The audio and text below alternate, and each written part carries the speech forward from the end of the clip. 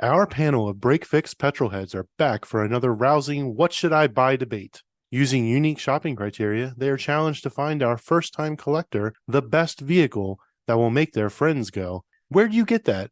or "What the hell is wrong with you?" at the next Cars and Coffee. When we talk about Porsche rivalries, there's always one that jumps immediately to the surface. Do you choose the technologically savvy, space-age Porsche 959 or the raw and exhilarating passion of the Ferrari F40? But for those of us that are everyday enthusiasts with more modest budgets, those aren't the kinds of cars we're interested in collecting. Right, Mark? Absolutely right, Eric. So picking up from our previous What Should I Buy episode, we looked at the Corvette as the natural rival to the 911 as the everyman sports car. And in this episode, we're going to focus on the 60 years of the 911. We're joined by Don Weberg from Garage Style Magazine, along with William Big Money Ross from the Exotic Car Marketplace, and Ryan Barkey, formerly of the Steering Committee podcast, now part of the Roadshow Pod, along with David Milton, former race engineer at the Nürburgring and president of MIE Racing. Then there's me. Who am I? I'm Mark Schenk, our resident 90s car guy and de facto bring a trailer data analyst. Thanks, Mark. And like all What Should I Buy episodes, we have some shopping criteria. So get ready, folks. It's time to slick back your hair, press your paisley button down, lace up those Oxfords, and loosen up your checkbooks, because we're shopping for 911s. And in this episode, our panel of extraordinary petrolheads are challenged to find our first-time collector something that will make their friends go, "Ja, das ist gut," at the next Cars and Coffee.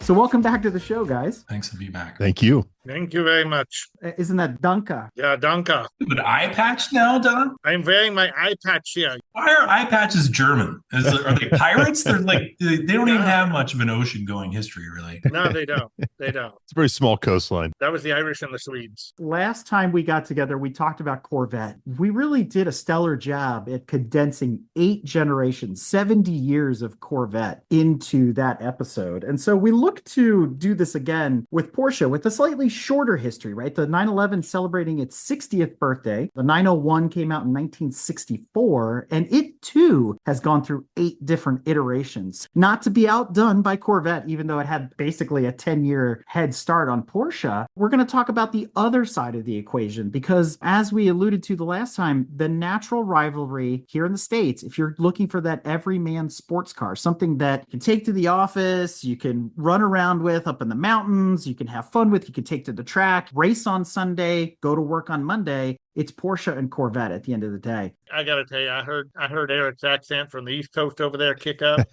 And man, I got to tell you, he never says it right. Every time he says it, he says, it's Porsche versus Corvette. And I got to tell you, my little German friend over here is having a fit because he says the versus Corvette is silent. It's just say Porsche, you're done. That's all you need to say. I don't think there's a lot of cross-shopping, to be honest. Is that what Heinrich says? You can ask anybody. The 911 is the finest motor vehicle in the world. Just ask me. I will tell you. If I do not tell you, you can now ask Porsche themselves and they will tell you. They are wonderful cars. Wunderbar. Wunderbar.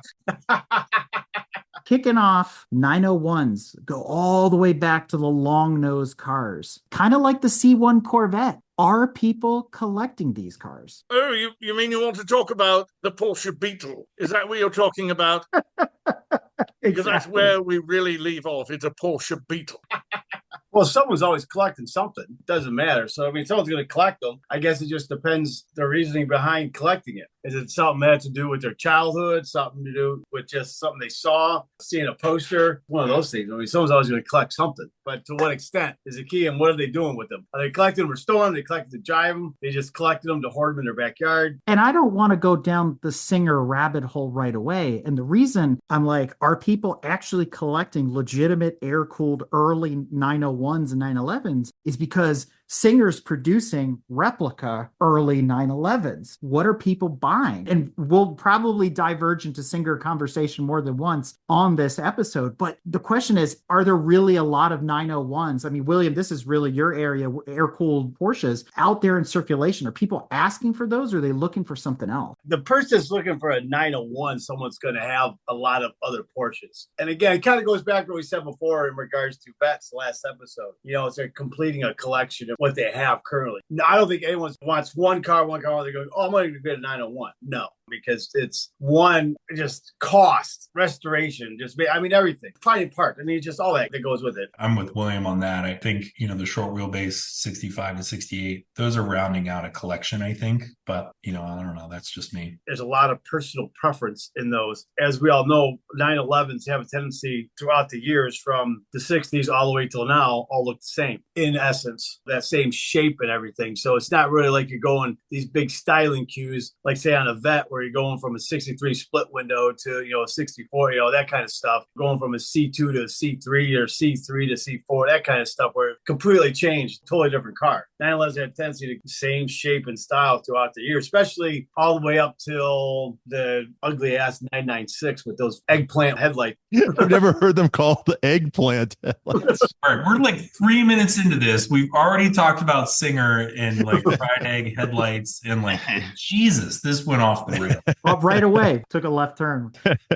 When you get away from the real early cars, 64 to 68, and you start to move into 69, 70, 71, all the way to 72, especially pre-government bumpers and seatbelts and all those kinds of regulations that came about in 73 and 74, you had variants of the 911, right? You had the E, the T, and the S, and especially the S. The 72S was one of those cars that was like the halo car, even in the 80s. Like, oh my God, you have a 72S? Lightweight, the sport model versus the touring or the economy. That's what the T and the E stood for. It's really difficult because a lot of people will consider 64 to 89 just 911. But in reality, you have to look at the actual part numbers. So 901, 64 to basically 73-ish, then it changes over to 911 and 930 and so on down the line. I got to tell you, I think it has to do with a purity thing. You look at people with 356s, there's no other car in the world. If you're a 356 guy, that's it. What is a 911? We don't know. 356 is it. But it's such a pure car to drive. And when you get in a 901 or an early 911, you experience that. But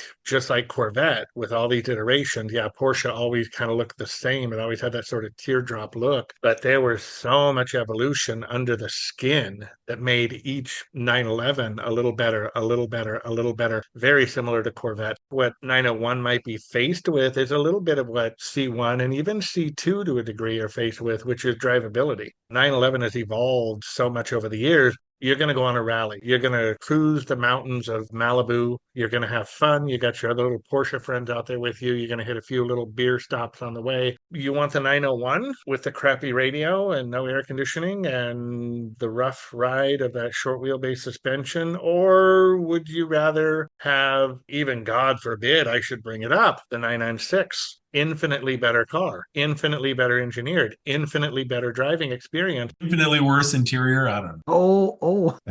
Yeah, the interiors are pretty hard. Yeah.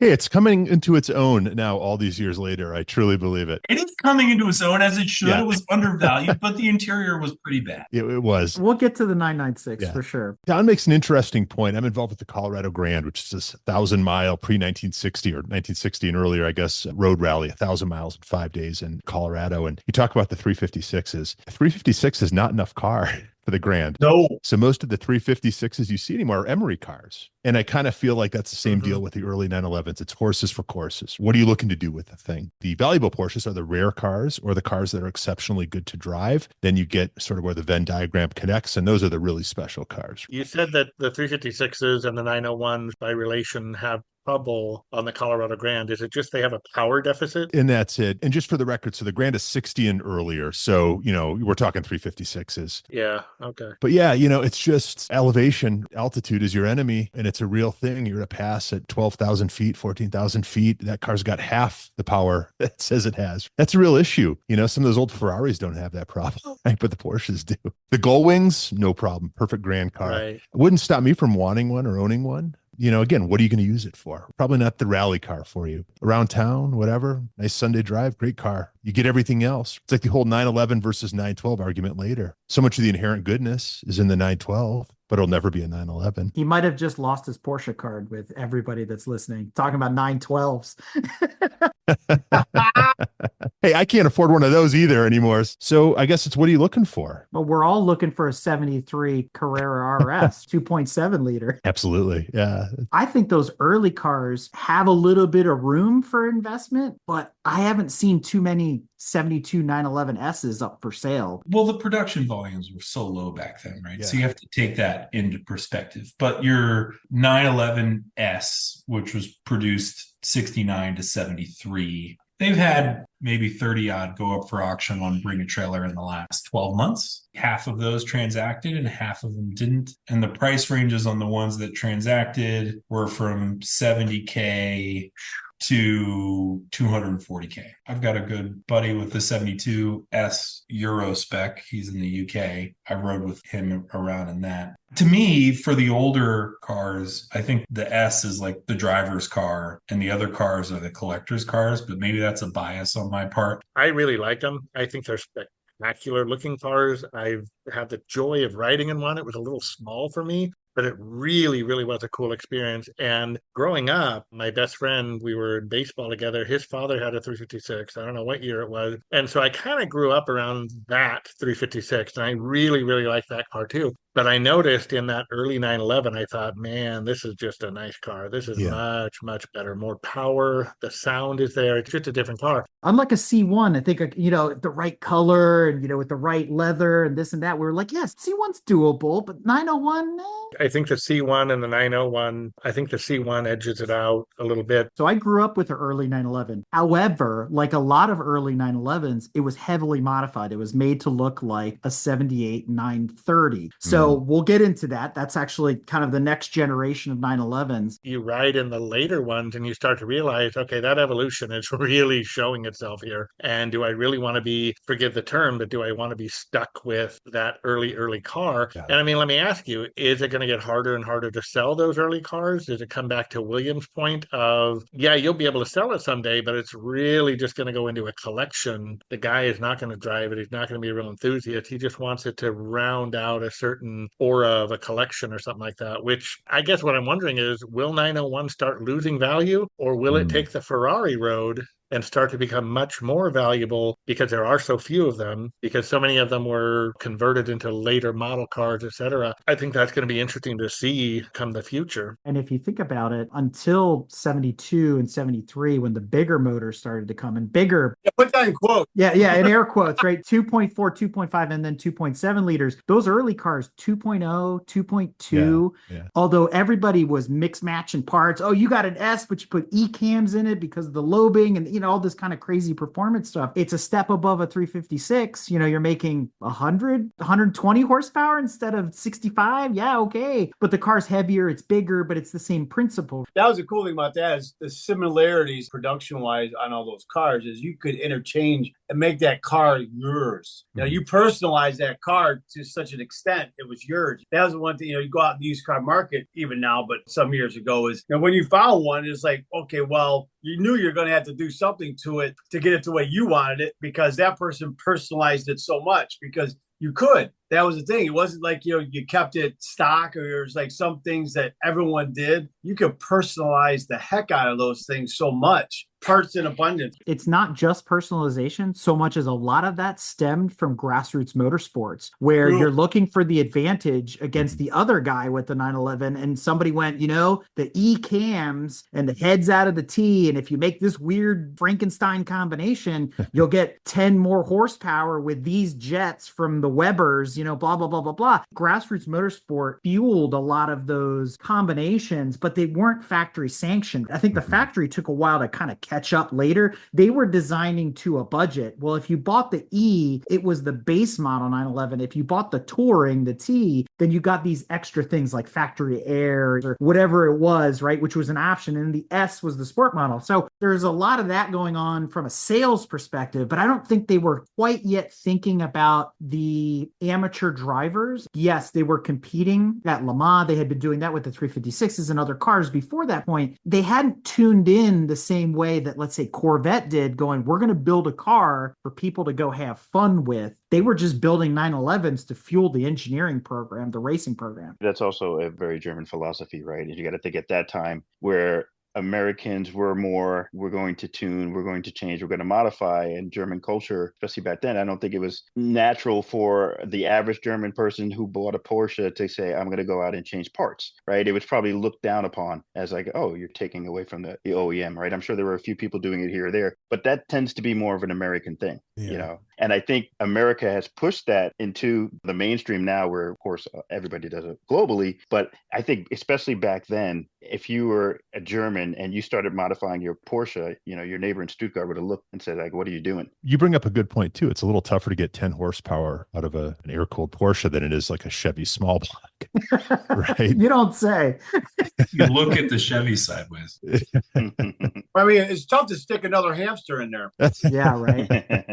I think Ryan's right. Early long-nose 911 might still be a stretch and a struggle on something like the Colorado Grand. And that's when you want to move into a 74 or later 911. How many 901s actually are there? Aren't the numbers pretty small? More of them than there are 964s. I'm going to say that. Well, anymore, right? Thanks, Singer. Yeah. We'll get to those, to your point. Quick quiz for David and Ryan. Do you guys know why Porsche had to stop using the 901 moniker and switch to 911? Yes, I do. I do. Oh, David, go ahead. Tell us. Of course. It's because of Peugeot. And Yes. Peugeot had this 901 was inside factory number, or as they say, like a internal number. And they did like a cease and desist, basically. They changed it from 901 to 911, and it actually worked out better, I think, for Porsche. Can you imagine if they had kept that name? Would it have the same panache? I don't know that it would. Oh, Porsche being Porsche, I'm sure they would have turned it Yeah. into like a cult following. But yeah, I mean, it was probably a blessing in disguise that didn't feel it at the time. It gives you an idea, too, of how Porsche has come along through the years. Back in the day, Peugeot was able to stand up and say, stop, you will not do that to us. We keep this zero. You do not. You go away, you stupid little German people, you. And now look at it. Yeah. I don't think Peugeot could really, I mean, I don't know, maybe they could, but Porsche has become this huge corporation. And I'll add to that. That wasn't the first time that Porsche had tangled with Peugeot either, because rumors have it that they're the ones that put the old man in jail after the war. So, hey, you know what? It's all good, right? Twice bitten.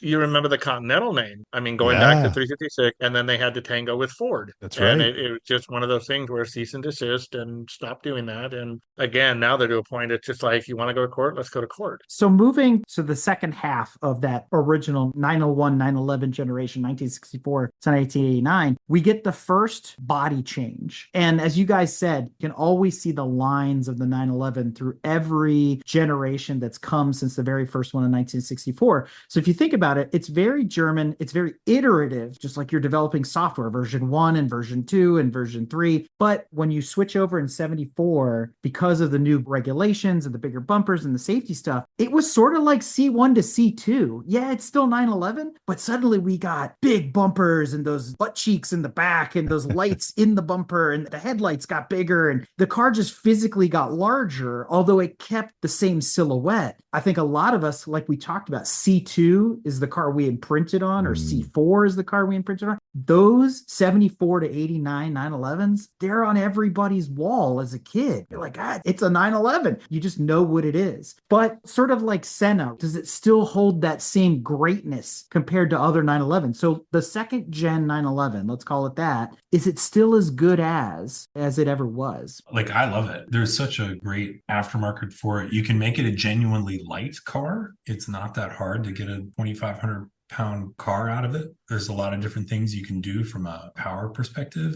I believe they flared the fenders out with the SC a little bit in the back. Correct. Yeah. For me as a kid, that my little kid brain, when they flared the fenders, they were cool. Like, it was like the older ones were not cool without those hips. You know, maybe I learned something about myself later in life, but those hips worked for me. I'm a little biased. I owned one for a long time. It's one of my biggest regrets is not still having that car. It was so much fun to drive. It's a very different driving experience than like even in a modern, very fast car, but it's very analog, the brakes and the steering and everything. I don't know. I think it's awesome. I think too, when it comes to that, if you'll forgive it, that second generation, if you can call it that, 911, you started to become a lot more mainstream. Let's face it, even those late 70s, mid 70s S's, SC, and then certainly by the time the Carreras were out in the 1980s, you had a very strong evolution of we're going to go after our customer base. Well, who is our customer base? Oh, that's doctors and lawyers, people with big money. They want their comfort. They want their panache. They want to be able to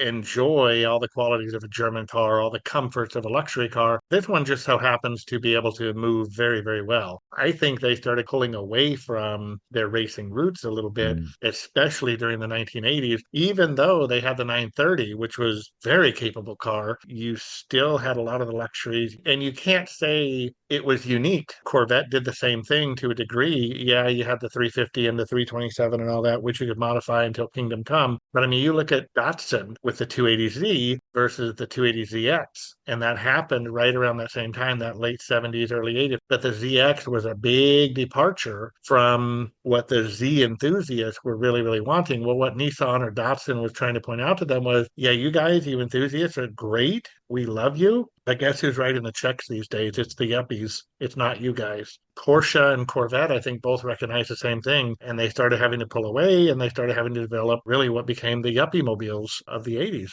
We talk a lot on the American side about the malaise period, adding the luxury. We talked about that quite a bit with the C3 Corvette, where it was like all show and no go. Porsches have always been pretty Spartan. They're very utilitarian. If you sit in a 964 outside of, more modern VDO cockpit design gauges, it's still the same interior going back all the way to 1964, more or less. The seats got better, but it's all the same basic recipe. But the thing is, you hit the nail on the head. In the 80s, much like the C2 Corvette, the second generation 911 was suddenly on TV. You saw 911s on Heart to Heart. Linda Carter drove a 911. Wonder Woman. I mean, celebrities are driving 911s, right? Yeah. Exactly. But the thing is, if you look at it chronologically, Porsche's always behind. I feel like they're playing catch up to Corvette a little bit. Like, look at what they're doing over there, because they are 10 years behind. C2 was already at, C3 was already on its way in by the time the second gen 911 was coming around. But you also mentioned something in the second generation. You had the regular 911, then the S and the SC, and then the Carrera and this and that, and they kept piling. What I noticed, especially growing up in the Porsche club, it was like, oh, you own an S? I have an SC. And then the guy next to him goes, oh, you only have an SC? Well, I have a turbo. And it became this like almost bidding war in their own community. Like you had to have the latest, greatest, biggest, baddest one there was. And it sort of set the whole thing into motion. I'm listening to you and I hear you and I get it. And I'm going to step into that realm. And I know you and I cannot engage in that realm, not because we fight, but because you and I will just keep that damn thing going forever. But I'm going to go into the C3 real quick. And we've already discussed this, but the C3 was really kind of a neat car. You saw the shift. It was obvious. When the C3 was born, yeah, you had another performance Corvette. You had fun, you had tire squealing performance, etc. It was fantastic. And then the mid-70s set in, and we started losing our chrome bumpers in favor of those elastoform plastic bumpers that bend with 5-mile-per-hour impact. Well, okay, I guess it's more aerodynamic. Yeah, but it's also better on fuel because of this, this, and this. Oh, and the emissions are a lot cleaner because of this, that, and the other. Aha. So does it still move? Yeah, man, 190 horsepower. Wait, what? All of a sudden it was a gutless wonder, but you got real leather seats now. Huh? And how about that fake wood dashboard, man? You don't get that in no Porsche, no sir. By the way, 2-tone leather seats for you, buddy. It's going to be special. We're going to put you a CB radio in there too, man. You're going to have some fun playing Smokey and the Bandit all day long. You actually got to see the evolution from performance to, I guess, malaise is what we'll stick to. Cars got more comfortable. They got more luxurious. They had 2-tone paint jobs, etc. I'm not saying the 911 went that crazy. Certainly it never did. But exactly what you're saying. If you follow along, yeah, the gauges were all the same. The layouts all the same. Why? Germans aren't really that creative. Oh, Lord. Okay. So they keep building the same thing over and over and over and over and over. So they're just not all that creative. So the Porsche just kept going and going and going. And yes, they were playing catch up. But by the mid-70s, you could barely see the light of malaise coming through on 911. If for no other reason, they really started catering to their customer base, that they were actually genius at how they evolved 911 so subtly. Corvette, man, it's in your face. You're getting crap, and that's the end of the day. But there is a caveat to that, which is the 930, Yeah. the third gen 911 with the turbo. Mhm. The very first ones came out as early as 1975. Most of us know here in the States 1978, all the way through 1989 with the 4-speed and the 3.3 liter and all that kind of stuff. The thing about the 930, though, much like the C3 Corvette, it wasn't luxury. It was insanity. We're talking a big snail under the hood and all sorts of crazy noises. But what it was a derivative of what was happening on the big stage in racing, which they were ushering in the turbo era. Look at all the turbo Renaults, all the other turbo Porsches that were racing, all this other kind of stuff that was happening at Le Mans, at endurance racing, Can-Am, turbo. So it made sense for Porsche to introduce the 911 turbo when they did. And Corvette's like, hey man, Rochester carburetor. The 930 had fuel injection. They were way ahead of the curve. So what they lacked in luxury, they dumped it all in technology. Not wrong. Not wrong at all. You know, David, if you keep giving us those long-winded descriptions, I'm going to write you up. Remember, he lived in Germany for a long time, very to the point.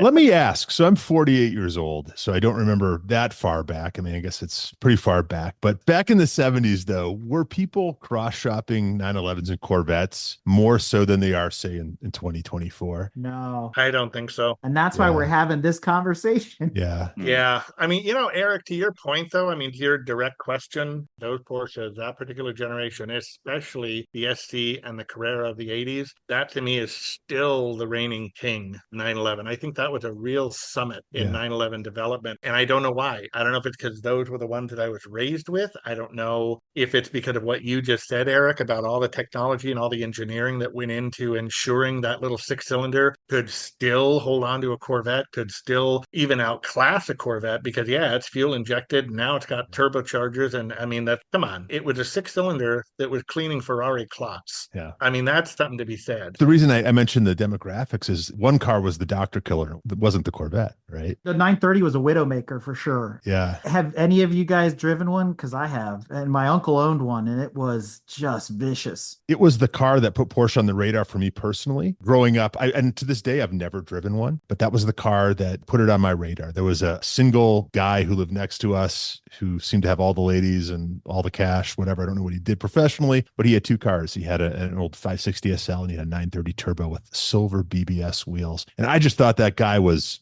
just the alpha and the omega. I thought he was the coolest, you know? And so that for me will always forever be the Porsche, the 911. But to this day, I've never driven one. I've ridden in them, never driven one. The one to have is the 89, right? With the 5-speed or whatever. And there's a reason you make the statement. If you have any other turbocharged German cars, it's got 930-like turbo lag. The 930 is the Xerox machine of turbo lag. Oh, it is insane. When it comes on like a shot out of a cannon. Okay. Bonkers. So all the stories are true. Yes, 100%. You can't actually enjoy a 930 because you have to manage a 930 and you have to be very careful, respectful of it. And when it's not on boost, it can't get out of its own way. And when it is on boost, hold on. Yeah, it's a Jekyll and Hyde. And it's all of 260 horsepower, right? Yeah, it ain't a lot. But it's not the horsepower, it's the torque. Yeah. But I think that thing had 310 foot-pounds of torque. It's not nothing. No, it's not bad. That was huge. There's a reason why it's so wide, too. They had to double the size of the rear tires to try to make traction. In the Corvette community, they used to call them steamrollers. I mean, like you, Ryan, I had a black on black 930 turbo on my wall. It even had black BBS basket weaves, but it was the slant nose. The slant nose was the one everybody was talking about. Oh, it's like a 935, no headlights. You didn't see them. That was it. They only existed on posters and in magazines, at least where I lived in Indiana. I mean, that was just a next level exotic. I mentioned my uncle had one. His was a replica all steel slant nose. Okay. Yeah, there were replicas around. You could find them. Yeah. Where'd they all go? Gone like magic. There was something said earlier I maybe want to challenge a little bit because I feel like it undersells the significance of the 959, which you mentioned in the intro. Outside of the turbo technology, which we've talked about being not amazingly well implemented in the 930, the 911 didn't change for a long time. It was a pretty low volume car. They're selling 1,000 units. They're selling 2,000 units while the Corvette's selling 25, 30, in the late 70s, the Corvette was crushing it, absolutely destroying. It stayed this low volume. They stuck with this 915 transmission, which I absolutely loved. My 915, I put some Wevo aftermarket parts in it, and it was just absolutely amazing. But it was an anachronism for its time. I feel like the 959 and the investment that Porsche put around that and where they went from there was a real turning point for the brand. And it really started trying to win on technology and taking the risk on the investment, and in a large way betting the company on this idea that they were going to increase sales volume and they were going to drive higher margin, higher value. And they did all those things. If you add the 911 variants up across, they sell similar or better volume relative to Corvette, and they do it at much higher margins and much higher MSRP. And you can see that kind of start to happen in the 90s. It's an important, significant evolution of the brand. And I loved my 1985 911 3.2 that had no power steering, no anti-lock brakes. The suspension setup was, you could argue at the time that it was a little dated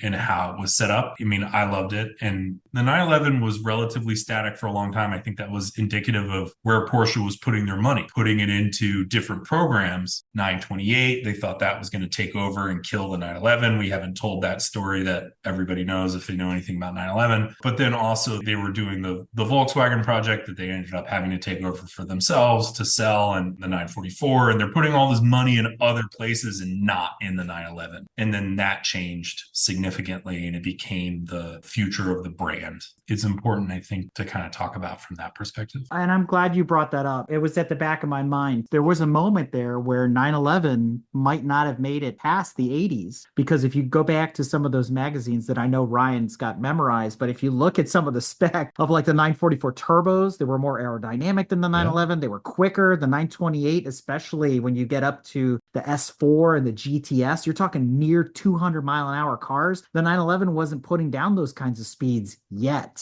The 959 was the 911 that could do 200 miles an hour, air quotes, on that one too. To your point, yeah, they were sort of not lost, but they were definitely diversifying their product portfolio. They were a small company, and I think that's hard to appreciate in the modern context. They were a small company. That's a great point. They were investing in these other lines that they were going to go on a more luxurious, higher end point with the 928, that they're going to go more economical, the 944, the 924. They were putting investment in those spaces, and they weren't hamstringing those in the way the Americans did, where it was like, no, your 944 can't impugn the 911, which is funny because they do that today, right? Like your complaint about your payment or something today is it feels like it was built to be the best thing that wouldn't beat a 911. It's like, obviously they've gotten better with that a lot more with the GT4s and the RSs and the Spiders. And I feel like they've really improved that in the last 5-7 years. But up until then, they had a real problem. But they didn't do that in the 80s, right? And I think they didn't do that because they didn't think the 911 was the future of the brand. So they didn't care. Yeah. But that changed. The 928, I guess even the 944, 924, et cetera, in the 70s as they came out. If I'm not mistaken, 928 was supposed to take the baton from 911 because they didn't expect it to get out of the 70s. They thought 911 was going to be have to put to sleep because they didn't think the air cooled would meet the American emissions regulations. And so 928 was developed, and it became kind of an oops car because 928 just didn't resonate with 911 customers. That was not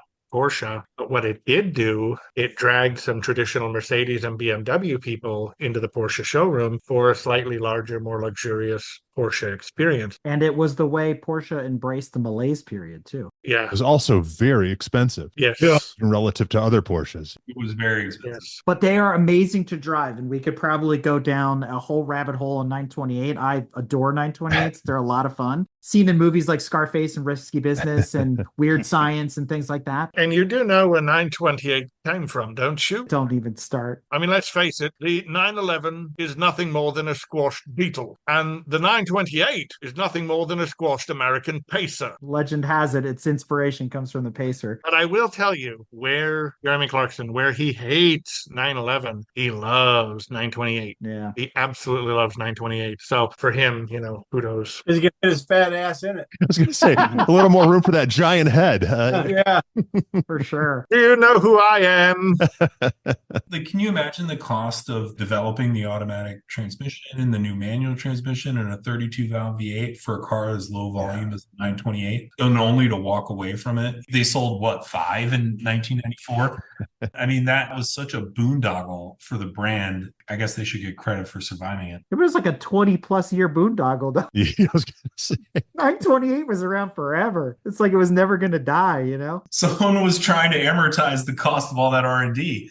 They just kept going. Porsche has always been like on the edge of bankruptcy. Every so many years, it was like, holy cow, you know, we got to bet the farm. And the 944 was a saving grace. Like it kept the service bays full. And I'm not saying because the 944 was plagued with issues, but it was just so different to maintain than the 911. Yeah, it is a company for many, many years was on the edge of bankruptcy and had to be creative and innovative to keep going. You know, it's funny, we talked about the 944 and the 928. Well, those were the first Porsches for me that I fell in love with because I grew up in New York City and there weren't a lot of 911s going around in my neighborhood. Like I knew of it, but what I first saw, and I remember this vividly, the first thing I saw, and I think I've mentioned this other podcast, it was a red 944 that somebody in my neighborhood had, and then fell in love kind of with the 928. But that changed very quickly once I really discovered the 911s because the 930 turbo and just the 930 in general. The history of its racing and the history of what it became was what I started to fall in love with. So yeah, to me, it's a very important car. Would I ever own one? Probably not right now. Like I probably wouldn't get a 944 just because there's so much other stuff in the Porsche range that I love. I mean, I love seeing them at car shows, and I still go to a lot of car shows. So I love seeing the 944, the 944S. And in fact, when we were in Detroit, there was that one sitting. I was like, hey.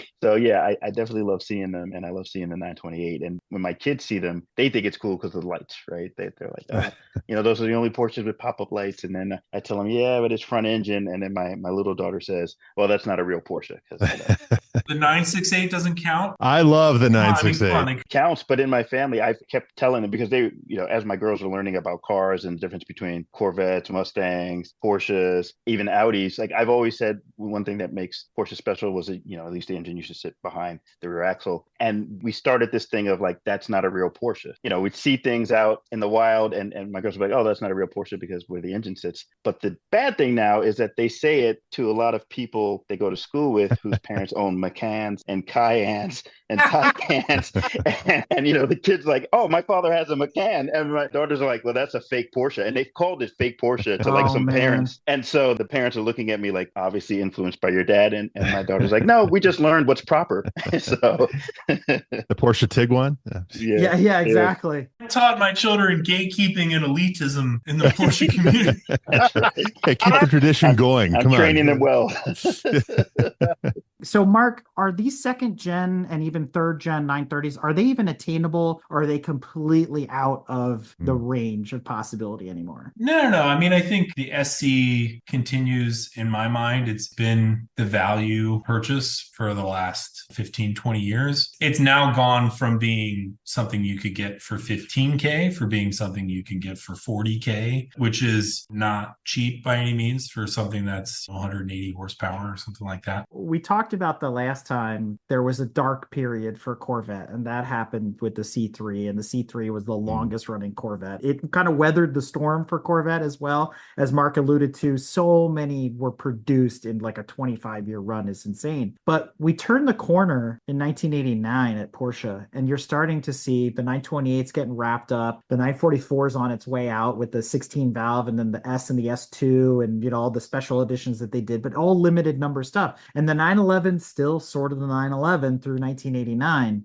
And then the 964 comes along and everybody gets excited again. There's a new 911. Wait, it looks just like the rest of them, except rounded. And what's the difference? You guys have heard me say this a million times. If I've said it once, the 90s is full of these just bulbous, porpoise, marshmallow looking cars. And the 911 was right there lockstep with everybody else. They smoothed it out. But what I've come to appreciate about the 964 is that it's smooth and that it's round, that it's sleek and slippery. But what a lot of our listeners might not know is lowest production numbers of 911, full stop. The 964 has the least produced. Again, the company is on the verge of bankruptcy, and it has a very short run, 1989 through 1994, and they're just trying to get their act together, right? 968 didn't come until 1992. The 993 didn't come until 93, 94. There was all these spinning plates, and here we are with 911, and rounded bumpers. Yeah, I mean, well, let's finesse that point a little bit, right? Because its lowest production numbers because it's the shortest. From an actual sales per annum perspective, it did very well. It's like your last year's odd because the 993s, Porsche does the lovely thing where they sell two different cars with the same model year designation. So you got a 94 993, you got a 94 964, you got 89s. But if you look at like the more pure years, your 90, 91, 92, 93, they sold really well, particularly when in comparison to their trajectory at the time, right? So if you're selling 20,000 Porsche 911s in 1991, almost 22,000 actually, that's really great for them.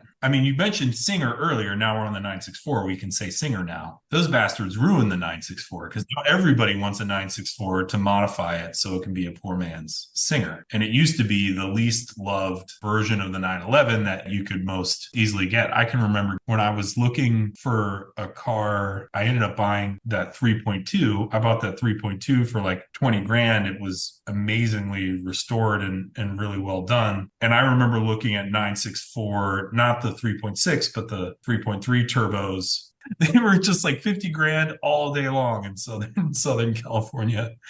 And those days are long gone. And I'm glad you brought that up. The 3.3 liter turbo, it went all the way up to 3.8 in the 964 at one point, depending on, who was building it at the RS and RSR, yeah. Yeah. And then the RS America, there were so few of those and all that. But the thing about the 964 that I always appreciated, and I had sort of firsthand involvement in this because we purchased a 964 twin spark engine to put in our 914. And at that point, nobody was doing 3.6s in anything, let alone 914s. To deal with that motor, to look at what they had done, it was a huge step away from the 3.2. All the changes that they made, the Motronic fuel injection, all this other stuff that they added to it. It was a much more modern car under sort of an ancient skin. And it was sort of the test mule, what set the trajectory for every other 3.6 liter base 911 going forward. So to your point, Mark, it's underappreciated, but I also think it's a wolf in sheep's clothing. Yeah, for sure. Again, going back to that narrative, it's post 959. It's, I think, when really Porsche started trying to win on technology and advancing. And that's evidence of that. They started there rather than somewhere else. When they came out in 964, they also came out with the Carrera 4. I mean, I don't know if that brought anyone to the Porsche fold because living in colder weather climates where it snows, someone could buy an all-wheel drive one and drive it year-round. I mean, does that open the door up for wanting to go look at it or not? Yes, I'll give you all of that. The only problem was a lot of us went to the 964 C4 with the fantasy that, oh my God, I can buy 959 technology.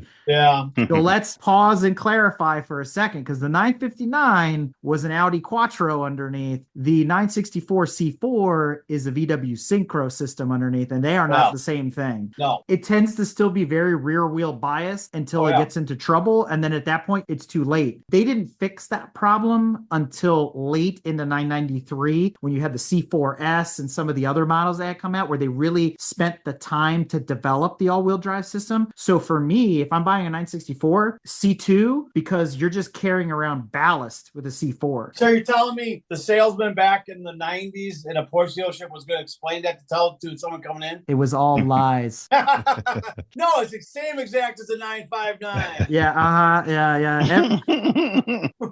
Well, and again, this goes to your point, Eric, that we were talking about. Porsche's always playing catch up to Corvette. It feels like that they're always evolving, they're always developing, but it's almost like they do it in a fist punch fashion. In the mid 70s, they were evolving a little bit, and then the 930 was evolved, and that, holy cow, that put Porsche on the map. And then the SC came out a little bit more every time, and then the next thing you know, the 964 comes out, and just like Mark is saying, that was a huge step forward for the company. So it's almost like they take these huge steps where Corvette constantly is just little by little by little. Porsche just rides the wave for a long time, and then boom, surprise, we're here now. Very interesting the way they've done that. So I got to ask, 964 turbo or 930 turbo? What do you choose? Which 964 turbo, though? There's some variants in there. And True. Yeah, you're right, William. The worst one. Make it The fair. worst one, you got to go with the 930. It's still better. Come on. Yeah, it is. Let's be honest. If it's stock for stock, it's still a lot better. It is. You're comparing like Stone Age to Iron Age between those two things. Like you just skipped Bronze Age. Like you just jumped Yeah. Granted, stock normally aspirated 3.6 is faster than the old turbo, but that's not the point. Let's just look at it from an aesthetics perspective. Would you rather have sitting in your garage late 930 turbo or a 964 turbo? What about a flat bow? Oh man, why you got to do that to me?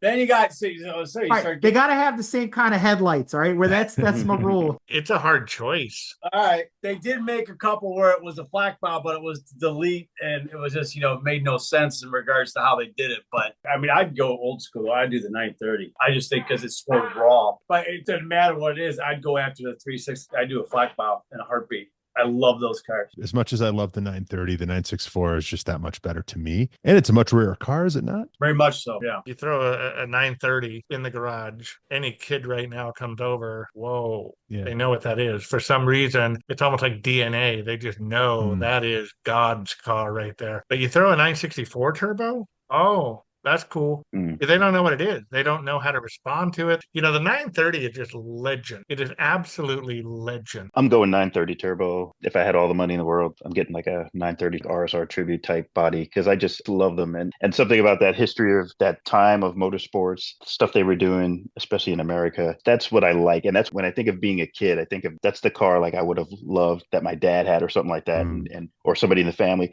And we never had it. So I was always like, it's that car you wanted to play with to me. The 964, I also love it, of course, but it's something about the 930. And it makes me think of maybe when my dad was a younger man, things he would have aspired for because he said he wanted to be a doctor and it never happened, but you just kind of playing around. Get in the martini livery. Yeah, right. So I'm going to pull the pin. I'm going to throw the grenade on this one. The reason it's 964 turbo, bad boys. That locks in the 964 turbo. That didn't even factor into my decision, but you're not wrong. That kind of made it an icon, didn't it? If you're a 90s kid, Yeah. the 964. Yeah. That's funny. Yeah, bad boys put it on the map. And I'll tell you, working for Mecum, I got to write the description for that Porsche because we sold it. And that description writing is the one that made me take notice of 964 a little bit closer. Because other than that, it was overlooked. In my little brain, which admittedly is not exactly wired to Porsche, but I've never had anything against Porsche. I just never spent a hell of a lot of time with them. But the 964 was always that. Well, the tweener, right. That one between the real Porsche and the other Porsche. Right. Got it. So the dark period of 911, it's also sort of the beginning of the air-cooled 911 swan song. And so, again, I look at the 964 going, wolf in sheep's clothing, a lot of hidden things inside that car that people just say, it's just another 911, who cares? But it ushered in the 993, which, like in the Corvette world, when we went from C4 to C5, it suddenly got bigger and it got hippier and it got more aerodynamic and it got more technologically friendly. 993 to me is the C5 of 911s. 993 is the C5 of 911. You're obviously right. I don't know what you mean there, Eric. A lot of plastic, a lot of rounded edges. Is it the C5? Yeah, I tend to agree. You really impugned upon the 993. It hurt my feelings when you said that it's the C5 of the Porsche. So one, right off the bat, I think the fact that there is no 993 that has not, all right, I won't make such a ridiculous statement, but basically all 993s have appreciated over their purchase price from when they were made in the 90s, any variant. So I think right off the bat, it shows how loved it has been by the community. I think it's considered to be the ultimate air-cooled version of that car. The turbo version of it did uniquely well. Is the appreciation of the 993 a result of the fact that, number one, you mentioned one of the two cars, the 993 twin turbo, which I've had the luxury of riding in, is an amazing vehicle. I mean, ballistically fast. But also the 911 GT2, which was running at Le Mans, other places, and the successes that it was having, that everybody went, well, I can't afford either one of those because 993 twin turbos were already six-figure cars in the mid-90s. They were very hard to get a hold of. So they went, you know what? I'm going to buy a 993 and kind of live the fantasy, even though that's not what you were getting. It still had a very competitive power-to-weight ratio for its time. And it was definitely a sports car. Yeah, sure, it wasn't the turbo. Sure as hell wasn't the GT2. I think people driving it now are enjoying that kind of 300-ish horsepower type driving experience with its odd basket of anachronisms, which I think are, to certain people, it comes across as particularly charming, right? It still has that old interior, that old dash. It feels like it's a direct predecessor of that 1960s 911, and it feels like it sounds like it when you shut the door, that like kind of ping noise when you shut the door. I think that through line carries a lot for the people in the brand. And the reason I equate it to the C5, not because it shares the same timeline as the C5, is that, like we spoke about, C5 was a turning point for Corvette. The introduction of Jake and Team Corvette and the C5R and all the things they were doing at ALMS. And I feel like the 993 is right there with it, because we introduced Super Cup racing and the Porsche Carrera Challenge, those organized spec racing and what they were doing on the big stage and at Le Mans, this and that. Porsche was winning races in other Porsches for a long time, 962s and 956s and 917s. But the 911 suddenly came onto the stage, and the rivalry between Porsche and Corvette, even though Corvette was also fighting with Viper, which we talked about at the same time. So they're fighting kind of a two-front war in motorsport. Everything started to heat up at this point. They fought in the trenches together, and they share that, the C5 and the 993. It's a page turn away from all the other cars. Even if it is the successor to the 901, it still follows that lineage. The 993, for me, is a step in the right direction. But I would argue that a large percentage of Porsche guys would call the 993 their favorite Porsche. I don't know if a similar percentage of Corvette guys would call the C5 their favorite Corvette. So we talked about that on the previous episode. Okay. And C5 is like the de facto go-to Corvette, especially if you kind of want that Swiss Army knife that can do everything. The C5 is that starter track car. It's the show car. There's all the different versions of it, the Z06. Yeah, true. So there's a cult following for the C5, I think, in a similar way that there is for the 993. See, in my mind, it's more of the 996 of Corvettes, but shows how much I know, I guess. It's interesting. There's a point in that not a lot of people are going out and buying 964s and 993s and turning them into track cars like they are C5s or C4s or whatever for that matter. You're both right, I think. If your buyer is coming from, how do I kick butt at an autocross or at a track event, I'm going to start doing this. The C5 is absolutely your value proposition for entering into that type of event and being competitive and doing really well. And in that way, it is uniquely loved by people who are interested in getting into that. When you look across the breadth of the people buying these cars, as opposed to the more track oriented, you get into what Ryan's talking about. So you're both right. It's a good point. Yeah. You're talking about a different kind of buyer. 996 would be my choice for a starter Porsche track car for sure, not a 993. But is that just based on price or availability or what? Having coached in a lot of 911s over the years, the 996 is a very forgiving chassis. It kind of checks the legacy at the door. And that's why I say 993 kind of opened the door for these newer 911s, with the wide bodies and all this. And you can see that it's a new lineage. It's kind of a reboot for 911. But the 996 is where it all really leaps off from. And that chassis is much more refined. It's much more forgiving. And then you start getting into things like GT3, and we'll talk about that too.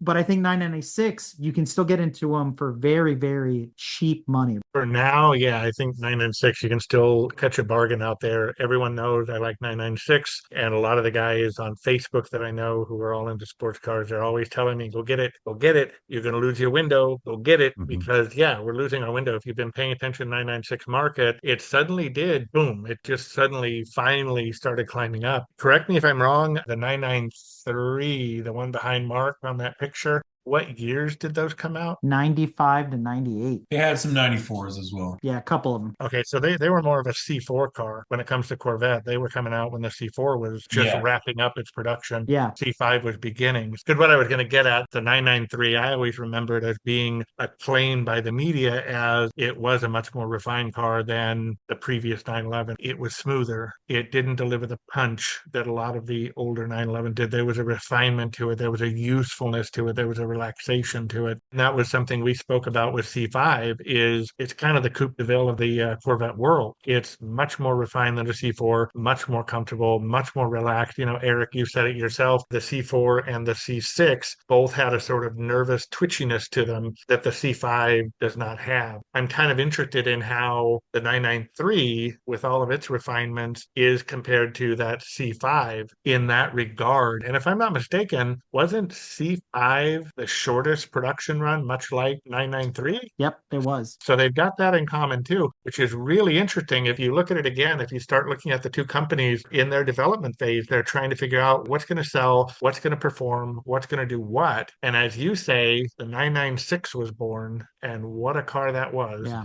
And the C6 was born, and what a car that was. One thing I take exception with, though, the 993's values are absolutely insane compared to a C5. And if you're just looking at it from performance to performance, I'd rather have the vet. yeah. I mean, I don't not understand, but at the same token, it's interesting to me how much more valuable the Porsche is. You can blame Singer for part of that too. Yeah, that's true. That's rich from somebody who owns a DeLorean. I mean, come on.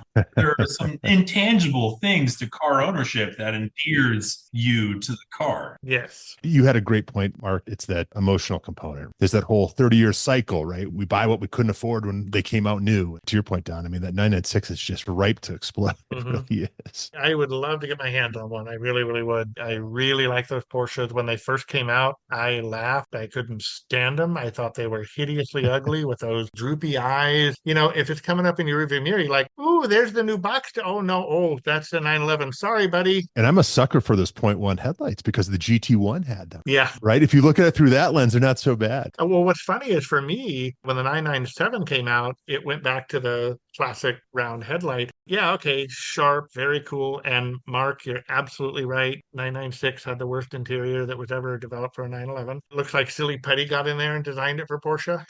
But seeing the 997's lights, seeing the 997's interior, which is razor sharp, it made me like the 996 better because it was so different. It was something that stood out from the crowd. It was something that when it came into an event, you're seeing round headlight, round headlight, round headlight, fried egg, round headlight, round head. You know who the weirdo is in the group. Yeah, it wasn't derivative in the same way that every other 911 was. Right. It was the rebel. It was the outcast. And if I can bring cartoons into it, Sally from Cars was a 996. Before we get deep into the water-cooled world, I want to ask William, as an air-cooled aficionado, where are you seeing people spending their money on the air-cooled side of the house? I mean, everyone's going after the 964s. See, the problem with your 993, the only reason, is because that's the last air-cooled. So, I mean, that's where it's just got its value at. It's that. It's not a huge leap from that 964 to the 993. I'm not a fan of the 993. I think they're ugly. I just don't like the nose on it. You would think I would because I like the black brow, but something about 993, it doesn't, I don't know. I always thought the front was disproportionately narrow compared to the back, but that was by design. That's how they eliminated some of the trailing throttle oversteer problems and kind of gave it that turbo look without being a turbo. Yeah, but then, you go into 964s because of the Singer effect. But, Singer's not the only one out there taking those and redoing them. There's a dime a dozen now companies doing the resto mods, everything like that. Well, I mean, you had Roof doing the BTR2s, which were 993 based way back when. So none of that stuff is new. It's just everybody goes, ooh, because it's Singer vehicle design, right? The Roof that won the Yellowbird recreation, that CTR2, whatever, is make their own bodies. They're going to have to just go full bore and just start making, they're not going to have enough cars. I know they're stockpiling them, and that's why all of a sudden they kind of got away from their model. They started getting a little too greedy and just were building as many as they could sell. But the problem was that all of a sudden it was like the guy that bought it saying, wait a minute, guy down the street's got a Singer. I thought this was supposed to be unique. So it's like they started, like with the turbo now they're coming out with, and that DLS, whatever, they're capping it at 80 cars, whatever. They're trying to realize, hey, we got to cut down what we're doing. But the 964, then you got your Raoul Welt doing those just extreme wide body. There's a lot with the 964, and I think the people of our generation in regards to those cars, because that's when we were in our either late teens, early 20s, what have you, when that was the car, kind of sticks with you, and that's kind of obviously have that soft place, the one to go after. But people got the 993 for collectability, say, oh, it's the last air cooled, and they just look at it as an investment. So I'm glad you brought that up. Quick quiz. Do you know who bought the very last air-cooled 911 off the assembly line? Some guy is not very funny. A very crappy TV show, make no money on it. Jerry Seinfeld. We should have had him on this panel. I don't know if he remembers where he parked that thing. He's got so many warehouses full of cars. Let's move into water-cooled a little bit more. Obviously, we kind of fell backwards into 996. I'm with you guys. I agree. I think that's the sweet spot in terms of buying potential right now is buying a 996. The question is, which one do you buy and why and those kinds of things. I have a GT2 996. Man, I try to ignore all these 996s, I guess. All right, so the bias from our host has come out. Okay, fair enough. Would I own one? I'm more of a fan of the normally aspirated GT3. 996 was the beginning of GT3 production cars that now has become the thing to have if you have a 911. Like a Boxster, if you take care of the intermediate shaft bearing issues, the water pump problem, some of this stuff that, let's say they borrowed off the shelf from Volkswagen or whatever, when they first put together the water-cooled 3.6, if you take care of those problems, those 996s are pretty damn bulletproof. They are, and the 996 turbos are especially bulletproof because they have the Mesker engines. And that's really where my money would be a turbo, because with a few mods, I mean, that'll keep up with any modern car. Those things are incredible for the money. And that was what, the X50 engine, right? Oh God, yeah.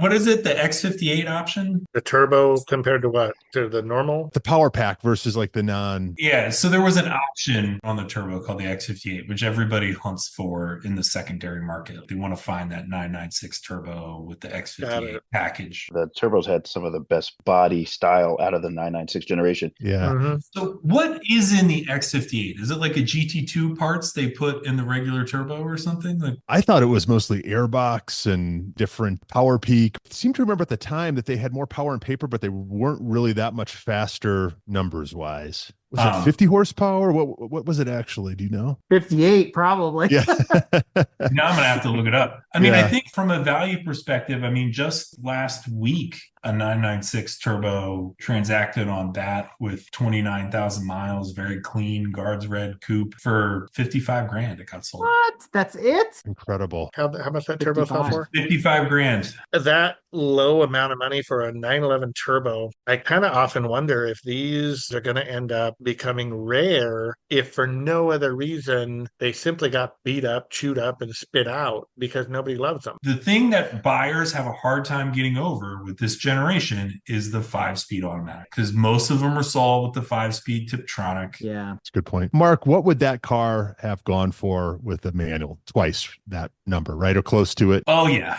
easily. Let me actually find it. The other side of Find that, a Ryan, as transaction. he's looking this up, what does it go for non-turbo? Well, those C4S's can be $65,000 cars now. Can they not on Right. this one? And they were $30,000 cars 5 years ago. No, they were. You're spot on. And they were stuck there for the longest Yeah. time. And that was that sort of boom. All of a sudden, it was like a train budged them. And they're like, oh, we're going now. Yeah. We're moving now. You know, why was that? Did that suffer from 997s are going up? And all of a sudden, we can't afford a 997. Those 993s, et cetera, they were untouchable. I think it goes back to what William was saying. It's this proliferation of folks that are modifying 964s and 993s and Singer and all this. And so you kind of look in either direction. You go, well, the That's a good super point. old cars are super old and they're expensive. You look that way and go, do I want something that modern? I want a good deal. I've got 50 grand to spend. You buy a 996. Right. Horses for courses. What are you looking for? If you're looking for outright speed, you're getting a 996 turbo with your $50,000. Yeah. I mean, there's just no other answer to that question. I'm shocked the 6-speeds don't go for more. Yeah. I think it's a reflection of where we are in 2024 right now. 47,000 miles, so more than 29, but 6-speed, very clean, nice, tastefully modded, looks great, was 66 grand. Really.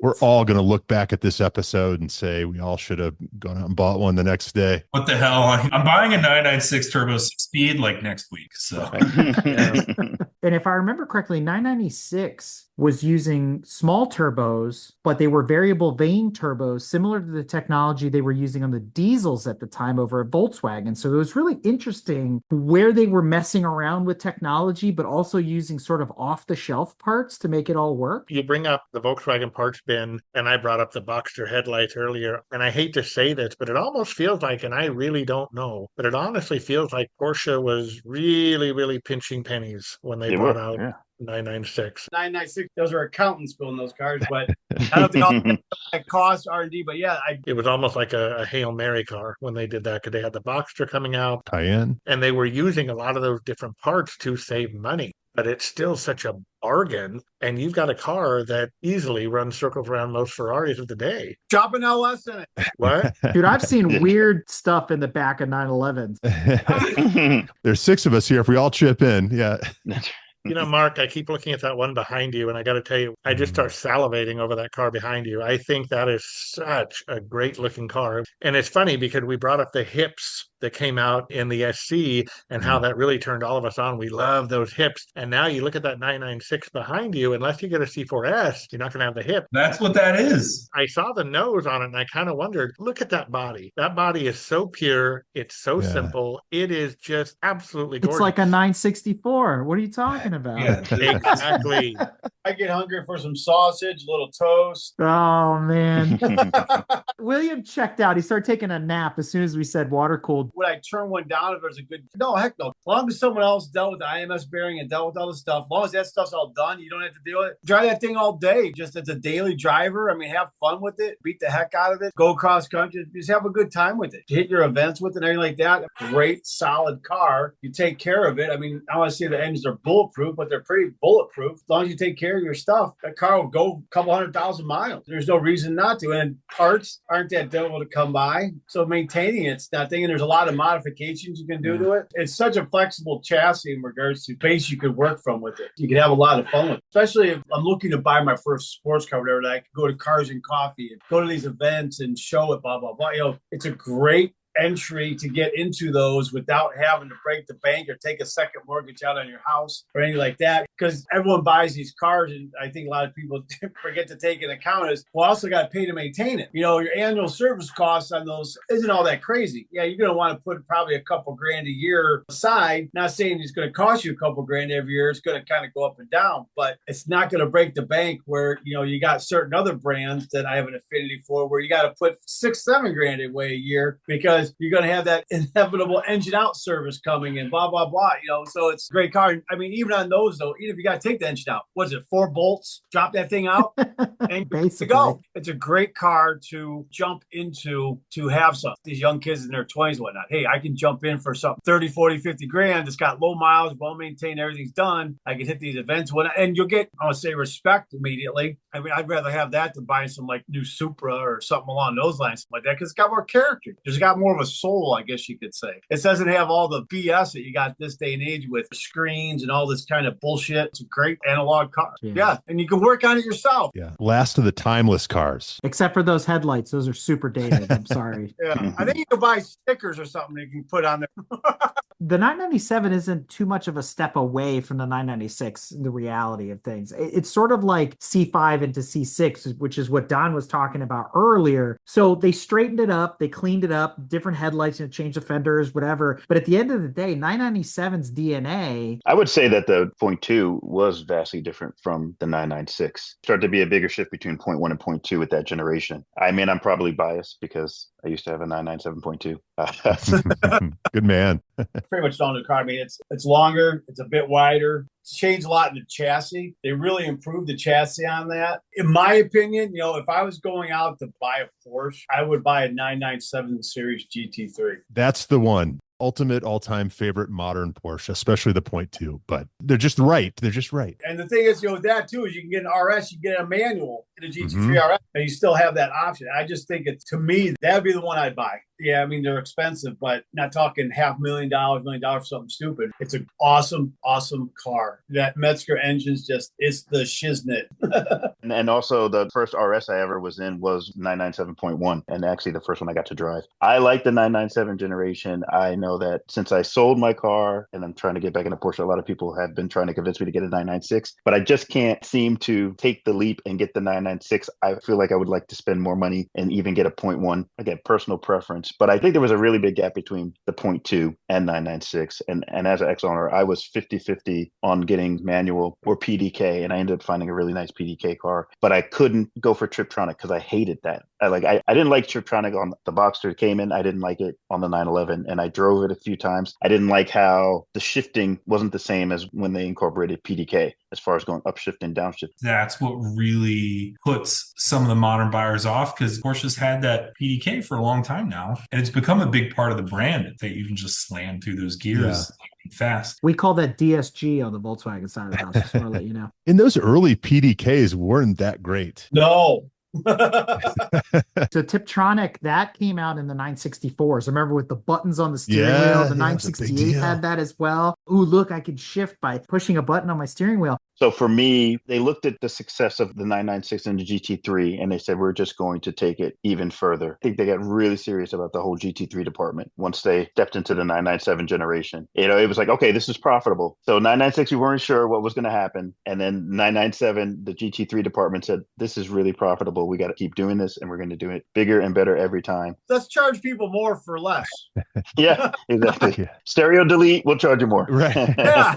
Sure. I was going to say the 996 didn't have the nannies that the 997 by the .2 had. I mean, that was really a pure car. There's really something to be said about a 996 Well, GT3. and I think that's why the 996 is such the last stop in the depot. Yeah. Because it was the last of the truly analog 911. 997 came along, and yeah, it was close. It was similar. It was sort of like going C5 to C6 in the Corvette world, but there were so many differences that people didn't see beneath the skin. And the same was there with 996, 997, that the 997 became a much more digital, a much more technical vehicle. It started losing, in my opinion, a lot of that Porsche purity. It really did, in a drastic measure. I mean, it had been slowly losing it over time, I think. But the 997 was really kind of a gauntlet. It really said, nope, we're going this direction. And even in the motorsports world, it's sort of interesting because 911 kept getting better, and better. And the engine surprisingly kept getting closer and closer to the driver too, right? I forget which generation it is. David and I talked about this at Le Mans, where it's like, the engine's facing the wrong direction in this one, blah, blah. It's not really a 911, it's a Cayman. All jokes aside, I started to think that it was this evolution of a bad idea. And that's why the 911 had to get longer, it had to get wider, they had to keep inching the engine forward because the balance was wrong. I mean, what car still has the motor hanging out over the rear end like a 911? Only a 911. Back in the day, the Beetle and the Hillman Imp and the Fiat 850 and all these different cars, sure. But now the 911 kind of stands alone in that department. But what I'm getting at is, in the motorsport world, they kept making the 911 even better. And the cars we get on the street outside of the GT3, because I don't want to take anything away from GT3 owners, they're basically the equivalent to the 80s homologated cars, where you sort of like live the fantasy that you have what the team has, but it's not really that good compared to what they're racing. Now, today, 2024, I think maybe less so, because there are more high-end 911s being sold that are closer to what is race ready than there was during the 996, 997 period of 911. I read a figure somewhere that something like, I don't know, it's a large percentage of all Porsche sports cars are now GT cars. It's not 80-20 anymore, or, 90-10. It's closer to like 40-60. I tried to run that down. Yeah. And they don't disclose the numbers like they used to. Okay. So you can go through Stutt Cars. Oh, sure. Like Stuttgart, like STUTTcars.com. And they'll give you volumes by generation up through like 993, 996. And then when you get into the 997, 991s, it's harder to get the volumes. David looks skeptical. I hope he's Googling right now and he finds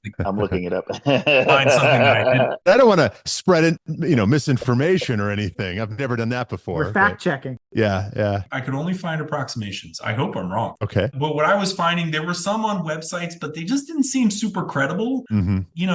I guess I was just using my spidey sense, but like they didn't feel that detailed or structured like previous things that I'd seen. And you're looking at like 30-ish thousand 911s a year. Okay. And you're looking at like 5,000-ish GT3s a year, generally over like the 991 generation. Like there was obviously a GT2 in that, and there's GT3 RS. And so to be clear, the 5,000 was a fraction of the 30, right? So you're saying it's 30, so 25, and then minus maybe 2,000 RSs and, however many GT2s that they sold. And so you're looking at like what, 20,000 911s? Like, I don't know. I mean, I was having a hard time finding as descriptive numbers as you find in the previous generation. Yeah. It's almost like you got to take convertibles in their own little realm in regard to production number, because if someone's buying a hardtop, they're more than likely going to be getting a GT car. They're just buying a regular. They're going to buy the convertible, which you can still get a super or the Targa Turbo S. Yeah. So I guess you could maybe break down, because they got so many variants of that car, but you probably could take out almost close to almost half of that production run. Be like, well, those are convertibles and whatnot thought those are for your Sunday guys, blah, blah, blah, that, just want to say, I own a Porsche. It's not the purest guys who are out there really having some, I'm going to do some driving with this, go on some rallies, blah, blah, blah. So I think that if you start breaking them down that way, then you can see that, I think a larger percentage technically would be that they're selling them as GT cars. And again, that's where they're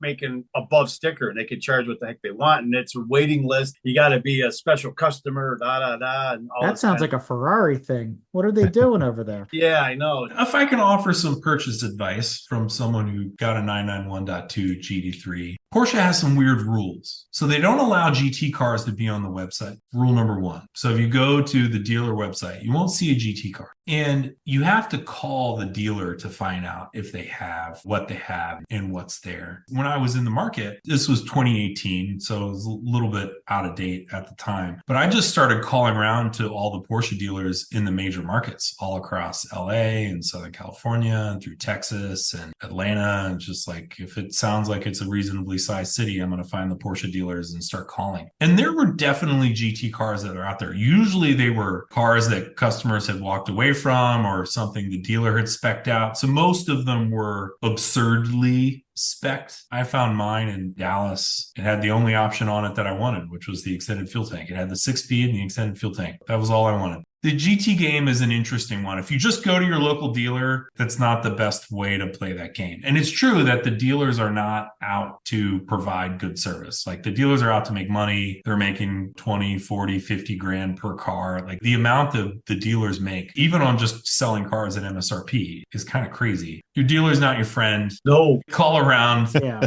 Go through the Google Maps and find dealers and call around and you'll benefit from it. And I'm glad we went down this path because as Mark and I were putting the show notes together for this, it was one of the things we had in the notes was this perception of more GT cars for sale today than there is base 911s. But I think Ryan made a very valid point in that perception is reality. And so if you think about it, even if the numbers don't fact check, when you go to a car show or you go to a track event these days or anything, and somebody shows up with a 911, chances are that's a two-headed coin. Either way you flip it, it's a GT3 or GT3 RS. You never see a regular 911 or just a turbo cab or what. They sort of don't exist, but they do exist. They've become so commonplace that I think the perception is, well, if you're buying a Porsche, you're just going to buy a GT3. And I feel like those are the ones that are perpetually for sale. I think also some of the problem is once you get into Porsche, so if you haven't been into Porsche as a kid, and let's say you get into Porsche as an adult, right? What do you go out and do? You do what our buddy Ty did, right? He went out and bought, I think, a 964 cab, lives by a track, has a 964 cab, immediately realizes it's not good enough,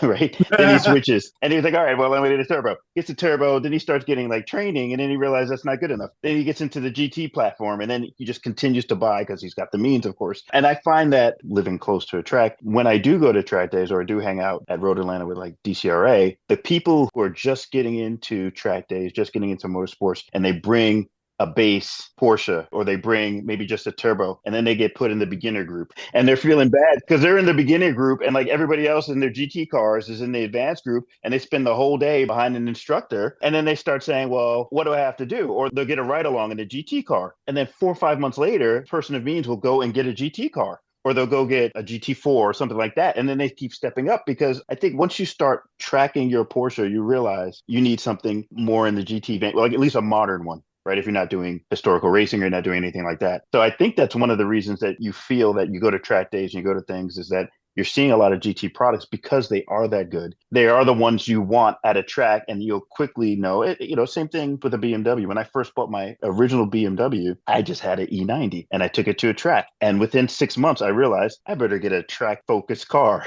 right? So I kept that and then I bought my track focused BMW, which had the roll cage and everything was prepared for the track. I think that's one of the issues. And these cars are meant to be driven. So once you get into that, you will realize immediately that you need to transition. And here's where we step back to Corvette for a moment, because people are spending 6 figures plus on these 911s to go to the track, whether it's HPDE or whatever. You don't see GT3s club racing, right? Because that's too dangerous realistically. So at these HPDE events, the Corvette is sort of there. The C8's a 6-figure car, depending on demand and which year you bought it and all those kinds of things. But we talked about this the last time, right? The hope and the prayer and the wish is that there's a GT3 version of the Corvette C8 coming at some point that has hasn't existed up until this point in the Corvette world. There's been Z06 and there's ZR1 and there's this and that, but it's always like, let's throw more horsepower at the same chassis and tires and all this kind of thing. But you have to respect that for a minute, because when you go to the track and you look at the battles on track, you've got this guy in his lowly Z06 being towed by a 911 GT3 out on track. And you look at the price discrepancy, and he's got a GM and he's got a Porsche, and you're like, it does not compute. The Corvette's just as good as, and I'm not trying to take anything away from the Porsche because it's superior, but sort of the Corvette's the underdog in this equation. What does it for me is that I've sort of been tainted by the new Porsches because there's so many GT3s. And I'm like, they've achieved that hypercar status, and that's wonderful. I applaud them for it. But then I turn to look at the guy with the Corvette, and as Mark said in the last episode, that's the dream car. They've saved up for that. That's what they bought. And they got a kick-ass car for a lot less money than the 911. And so now we start to diverge. But when we look at it as the everyman buyer, where do you put your money? Well, if I can interject here just a little bit. Here it comes. I get what you're saying. The one thing I'm just going to throw out there, and it goes on both sides of the fence. It goes in the Corvette side and it goes on the Porsche side. From what I've seen, and I'm not a tracker, I don't race, I don't do any of that. I notice a lot of their GT3s, GT2s, GT4s, whatever the hell they are, and they're vicious. They're absolutely incredible. But the guys that I talk to who have them, they've either never tracked them, they don't intend to track them, or they tracked them once, maybe twice, and that was really cool. That was fun, but they're done. And now they just don't drive them. They just don't. It kind of falls on the same side with the ZR1, the Z06, because what you've got is one of these cars that, as you said way earlier in the conversation, they require your attention pretty closely. I think the Corvette's a lot more forgiving than any of the Porsches, and I think it's a lot more of a crossover car where if you just want to be the yuppie with the super fast, super cool looking Corvette, yeah, you can do that. You can drive that car every day. It's not going to beat the hell out of you. Porsche is going to beat the hell out of you. And I think that's really, really interesting. There are so many GT3s out there on the market. There's so many of these people that have them, but I think the majority of them are posers who want to show up to Cars and Coffee and have this amazing, amazing instrument of a car, and they don't know how to use it. I mean, let's face it, Eric, if I got a GT3, hell, if I even got a ZR1 and you took a ride with me, you'd probably laugh your ass off because I'm not going to be able to control that car as well as you would because you've got more training than I do. I'm not a tracker. I don't do that stuff. So when I look at these, they wear the little baseball cap and they've got their little polo shirt with some sort of reptile on the breast, and they're all tucked in, and they've got their little deck shoes, and they got their little Starbucks coffee. They look like a stiff wind would blow them over, but by God, they've got the king of the hill at Cars and Coffee. They've got the GT3, the GT4, they've got the ZR1, they've got the Z06. But again, I root for the Z06 or the ZR1 just because it's a Jekyll and Hyde car. If you treat it nice, if you treat it docile, it's not going to beat you up. But if you want to get rough, it'll get rough with you. Did you hear that, Mark? He pulled the poser card on you. You gonna let that stand? Mark, are you a poser? I have a 991.2 GT3 with the manual. The one with the two air intakes in the back. Yeah, the two little suckers. It's a really good one. Yeah, it's a really good one. Well, that's what I was telling you, Eric. At some point, we got to start telling people we have a 0.5. Yeah, right. The people are like, wait, you have a what? What? It was the poor man's 911R, right? It was the 4-liter and the 6-speed that did me in. I wanted the spoiler in the back. I didn't want the touring pack because my 930 that I put on a poster on my wall as a kid had a big spoiler on the back. Whale tail, yeah. So that's what I wanted. Honestly, I think there's a fair amount of validity to what Don was saying, but I think we have to remember where we are from being under assault as a community of automobile enthusiasts as kids get their licenses later and later, and electric cars try to sap this element of car culture and whatnot that, like, I don't like the gatekeeping aspect of it. Like, you like your car, great. That's cool with me. You like your car. You're passionate about your vehicle. That's great. There is something to be said for the amount of volume that they're selling with GT cars relative to how many of those are really going to track events. Definitely. The flip side of that, though, you could go in the other direction where it beats you up in a modern context, but not relative to what like old tightly sprung cars used to do. Like, yeah, I agree with that. It's really not. Like, my take on my GT3, I did some autocross and I did some stuff with it, but I really haven't done much track with it. I take it out. I'm a morning person. I wake up at 5 a.m. no alarm. And so Saturday, Sunday, I'm on the road by 5:30. I'm home by 7. I do a little 90-minute drive Saturday and Sunday in my car. And to me, it's everything I ever wanted out of a sports car. And then on Saturdays, I take my SUV and I take my 2 girls to Cars and Coffee. I've never taken my GT3 to Cars and Coffee because I want to take my kids. I love that. But the point being is that, like, from an enthusiast perspective with the manual transmission, I think is important, because if you're on a track, if you're untrained, it's a degree of liability with a car like that, right? The weight change and the G forces that you're under, like, are you going to put it in the wrong gear? Are you going to blow your $50,000 motor that you have to replace because you put it into third instead of fifth? It is honestly a serious consideration. I mean, I think if I was going to do more track stuff, I would have done a PDK, but I would push back on the suspension narrative. It's like, yeah, my wife doesn't like riding in it because it's tightly sprung. But compared to even my 85 Carrera, which admittedly I had suspension work done on it, but that was harsher than my modern 991. You know, it's a relative term. Yeah, the Corvette benefits a lot from its magnetic shocks that are able to change profiles and do things differently. But I think with the mechanical differential that comes in the manual as opposed to the electric diff, it changes the character of the car, and it makes it, to me, the sports car I always wanted. Fair enough. Good. Well, there's one generation left, and that's the current one, the 992. And as you guys mentioned, dot this and dot that and the other thing. I mean, I remember the days of 85 and a half because of the half year splits and all this kind of stuff. So now he's got these dot ones and dot twos because I guess we've run out of numbers in the 900 scale over at Porsche. And that's fine. They're like software releases, right? So 992 for me is sort of like the C8, born right on the auspices of COVID. Hard to get cars in that 2020 year, although Porsche didn't seem to have as many problems as GM did and Ford and others trying to get cars out during 20 and 21. I still don't like it. It's really big. It's really wide. The Targa is probably the worst looking one in my opinion. I mean, I'm not convinced on 992 yet. Porsches always take a little time. I feel like they're just a step ahead of us. And a couple of years in, they really come into their own. But they are big. They are a little detached. And I've driven a few of them now. I've not driven the GT3, but I've driven a couple of GTSs and some other models.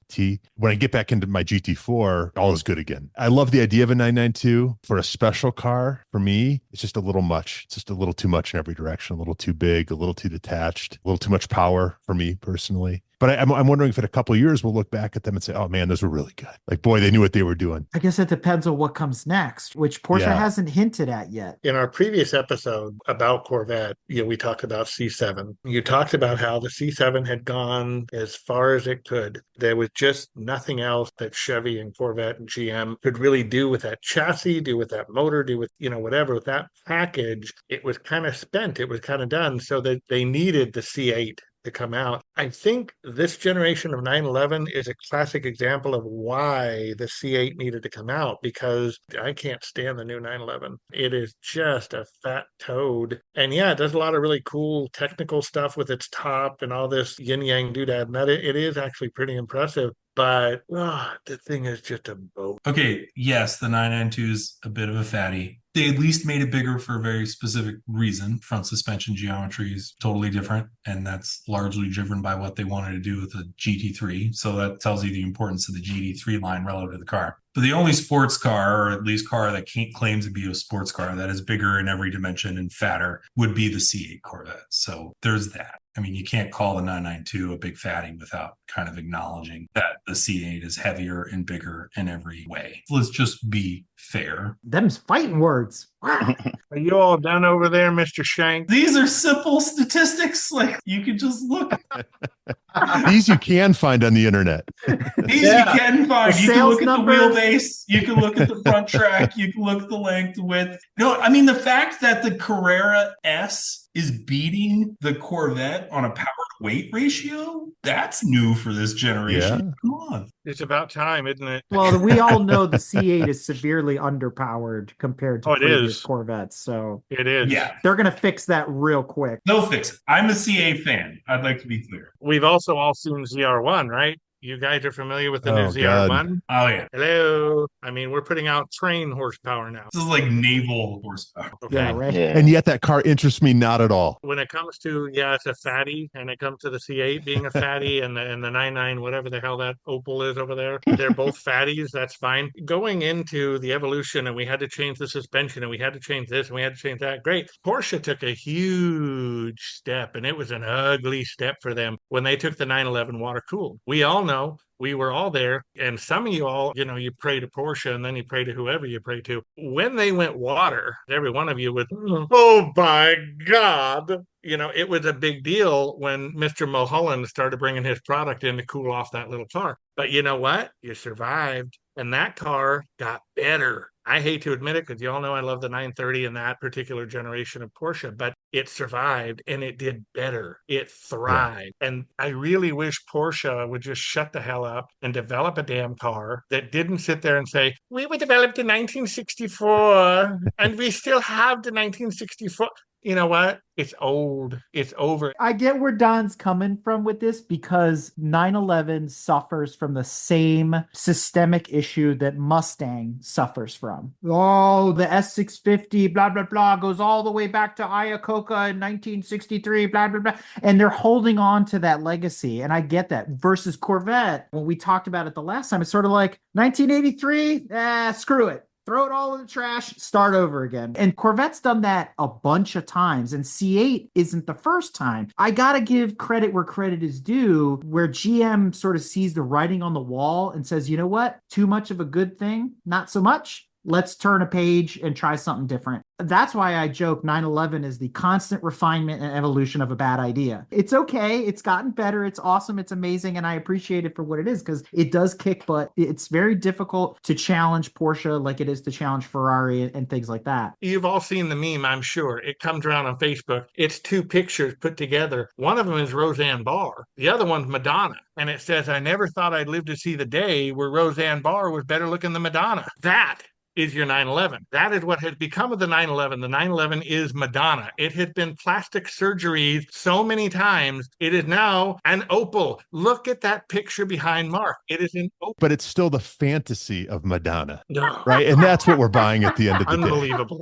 Unbelievable. But just for our listeners who don't have the video feed from Patreon or whatever, what Don keeps making fun of, he's probably the only person on the internet who's made fun of the Dakar 911. I think Porsche should get a lot of credit for making a rally version of a modern sports car. It is in a very light shade of blue, which were you calling it teal? Opal? Sure, fair enough. No. He meant it looks like an Opel GT from the 70s. Which is just a small Corvette, but we won't go there. It's a C3 that got shrunk. Yeah, right?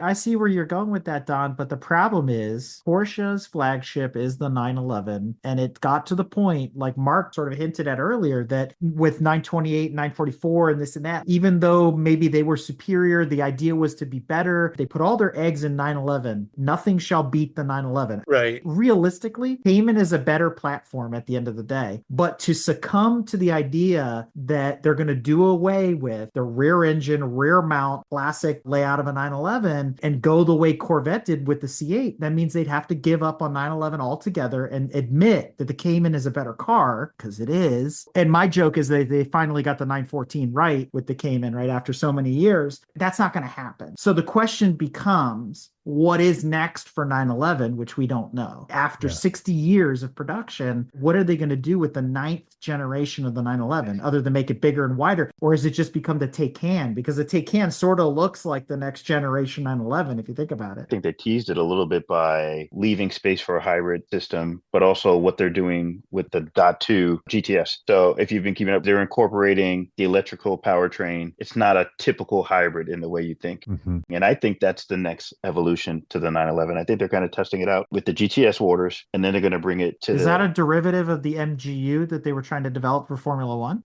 This is something different. They're using the electrical power plant almost as like a torque filler. Isn't that the same idea behind the E-Ray? Aren't they doing the same thing? I'm not sure, but from what the reviews are is that the way they do it is uniquely to Porsche. Oh, well, of course. I mean, the E-Ray has gotten very decent reviews, right? But I heard that it has a feeling of almost an NA engine with the 911 and the way they're doing the torque filling. So I think that's the next evolution. Porsche's been working on the electrical hybrid stuff since I started in industry back in like 2011. They didn't release it. I told you there was fully electric 911s running around the company back in 2012. There's a reason they're not doing it. And then they're also looking at the landscape of what's going on with hydrogen. And I think they're going to maybe stick with the 718, having that fully electric, but I don't see them fully electrifying the 911 anytime soon. Yeah, they're investing heavily in those synthetic fuels, sustainable fuel, whatever. Down was that Brazil? Mm-hmm. They built that huge plant. My thing, I hope that goes the route. That hey, you can still build the NA engine. Yeah. You got that. The Germans like South America, but For many decades. but I think that's the workaround. I think it's that synthetic fuel, because what is a 911 if it's not a flat six rear engine car? And my God, when was the last time there was another rear engine car on the earth that was being produced? It's shocking that they've been able to do it as long as they have. And to your point, David, I think that they'll keep dialing out the 911-ness while still keeping it a 911. Exactly. That's right. Just like with Corvette, we don't know what the future holds for Porsche, and I'm excited to see what comes next, although I hope maybe, like a lot of other Halo cars, they find their roots again. It's not just Porsche, it's not just Corvette, it's Mazda, it's Volkswagen. BMW. Yeah, BMW. You look at all of them, they all suffer from the same thing. They call it progress. Let's just call it another model and sort of maybe reboot or do something different. I got a trivia question, though. Uh-oh. Mark, you probably know the answer to this, though. What other manufacturer did Porsche design a water-cooled engine for? I guess so. You got it? Okay. You don't know this one, Mark? No, I don't think so. I mean, I could guess, but I don't know. It's got two wheels. Harley Davidson. Yeah. There you go. The V-Rod. Even they saw the light. I don't know if they all said some of that cost for going water cooled. A lot of people don't realize that V-Rod, that motor, it's a Porsche motor. Actually, Porsche did a lot of engineering for the V-Rod. It was a lot more than just the engine. They also did the brakes. They helped with the suspension geometry. The V-Rod was a real technical piece of machinery. It's weird to me that Harley would go to Porsche, even though I know they're a consulting company. But here's a company who refuses to evolve. I mean, they absolutely refuse. We are not going to take the engine out of the back. We are not going to make it a mid-engine. We are not going to evolve at all. We are going to keep, as Eric says, evolving a bad idea. And yet Harley goes to them and says, we want to evolutionize a motorcycle. Yeah, no problem. Let's do that. Yeah.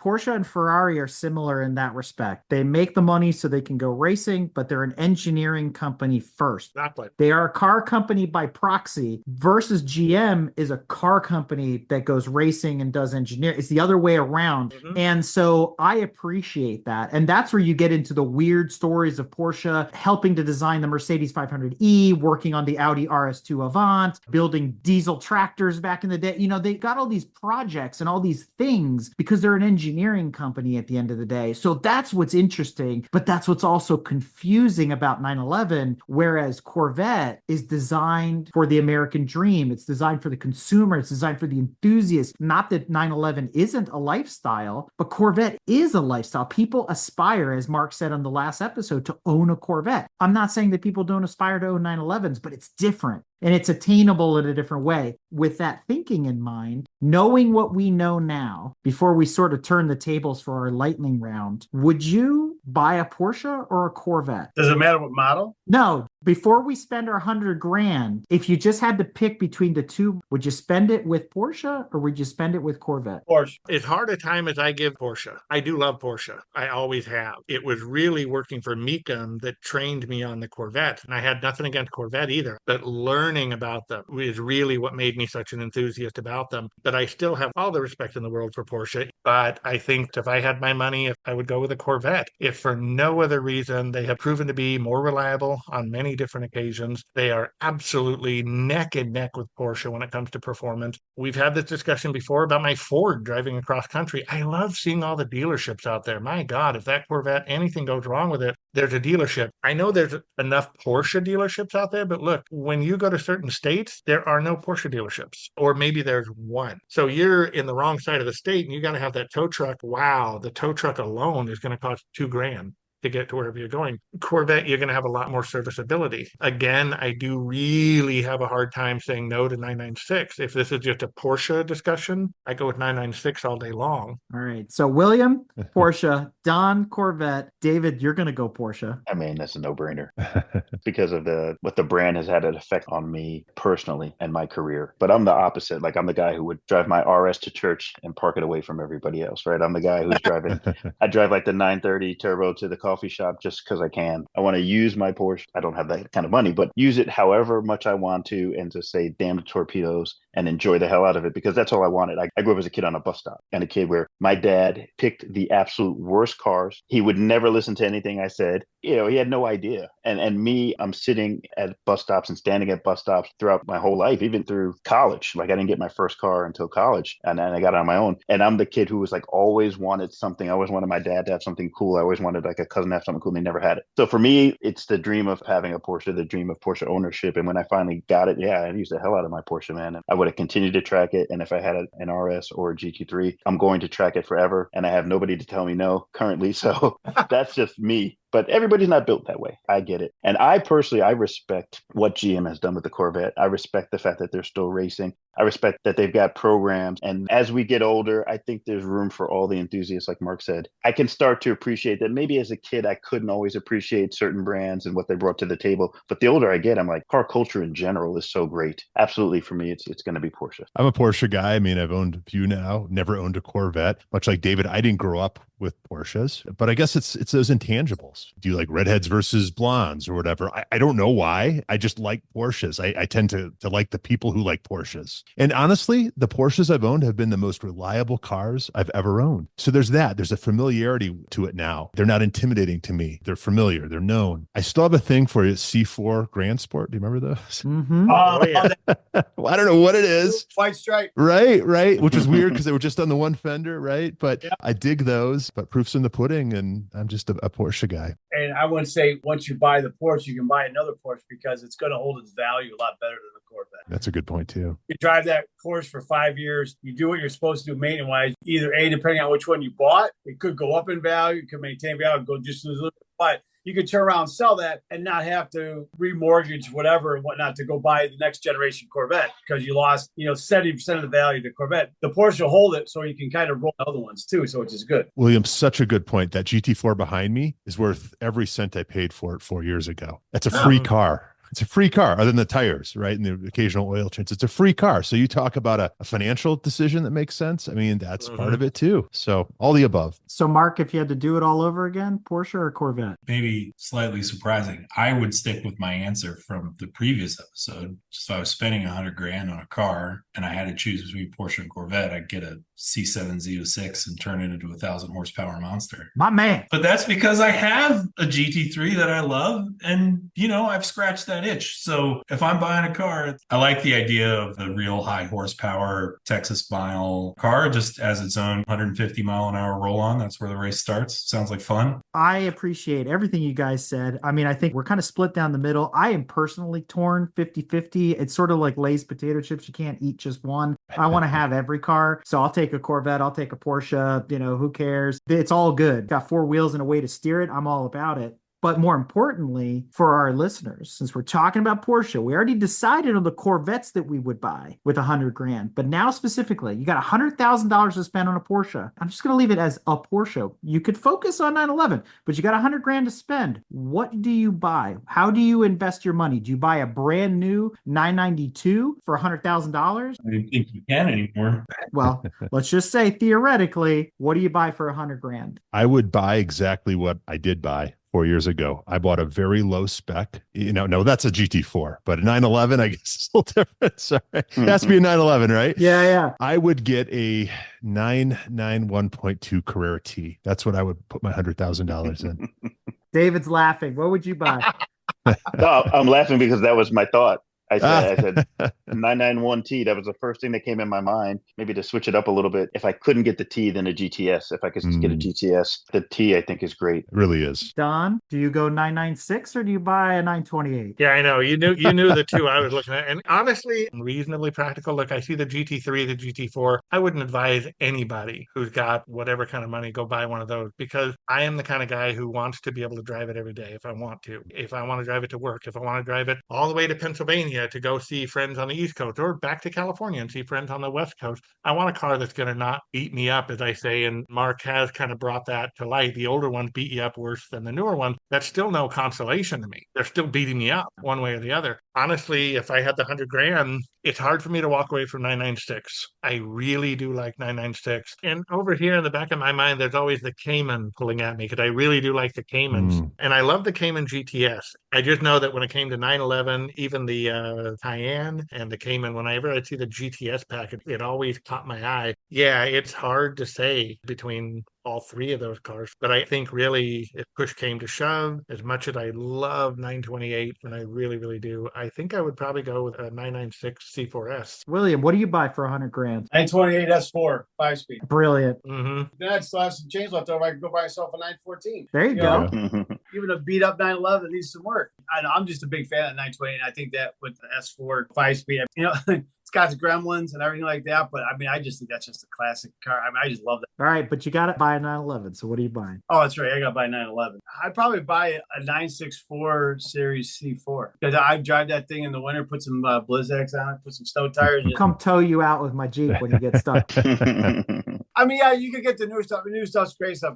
I just, I'd get something older, go into an 80s SC or something along those lines. You hear that ad, it's always funner to drive a slow car fast and a fast car slow. Something about them. It's just got that soul, whatnot. There's other stuff I could drive that goes faster. I got to buy 9. I want to have something that's going to kind of really get you going a little bit and have some fun with it and just wring the shit out of it. Mark, do you buy back your 85 Carrera too, or do you do something different? For 100K, I'm torn between, do I do the 996 or the 997 turbo? You get away with both of them for 100K. Maybe not a 997 manual. I guess maybe if you hung around long enough to wait for it. But I think I would do previous generation turbo, 996 or 997, depending on where the market was. Well, guys, it probably comes as no surprise that I would buy an E-production or E-prepared 914 race car. But, hey, I'm the weird guy, right? I'm a mid-engine guy. So I like Caymans, all that kind of stuff. I am a big fan of 911 too. I've grown up around these cars. I mean, literally in PCA since I was in diapers. So I am no stranger to Porsche by any stretch of the imagination. But there is a 911 out of all the ones that we talked about. It's a bit of a rare bird. And it's not the 911L or the R or even the slant nose and all these ones that we talked about, as exciting as the 930 is. There's one in particular that's super special,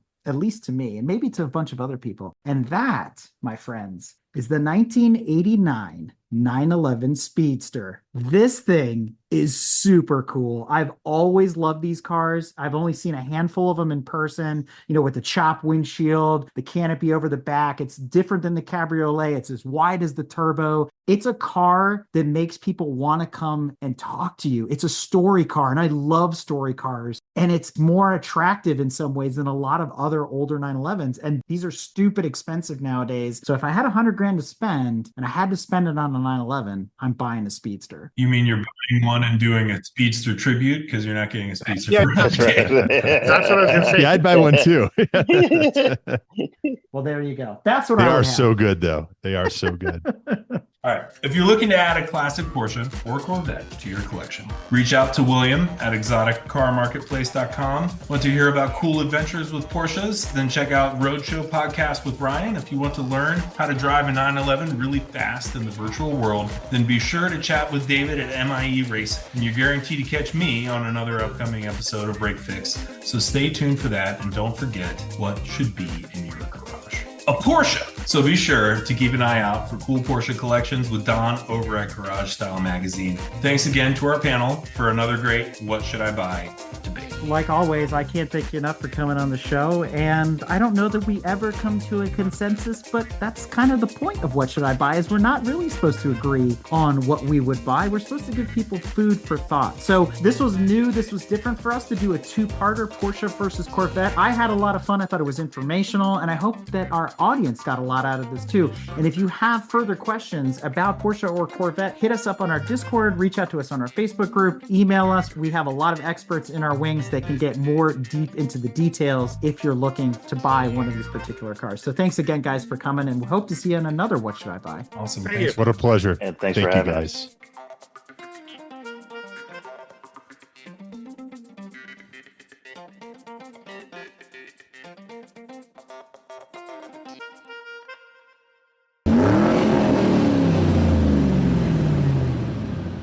We hope you enjoyed another awesome episode of Break Fix Podcast, brought to you by Grand Touring Motorsports. If you'd like to be a guest on the show or get involved, be sure to follow us on all social media platforms at Grand Touring Motorsports. And if you'd like to learn more about the content of this episode, be sure to check out the follow-on article at gtmotorsports.org. We remain a commercial-free and no annual fees organization through our sponsors, but also through the generous support of our fans, families, and friends through Patreon. For as little as $2.50 a month, you can get access to more behind-the-scenes action, additional pit stop minisodes, and other VIP goodies, as well as keeping our team of creators fed on their strict diet of Fig Newtons, Gummy Bears, and Monster. So consider signing up for Patreon today at www.patreon.com/GT Motorsports. And remember, without you, none of this would be possible.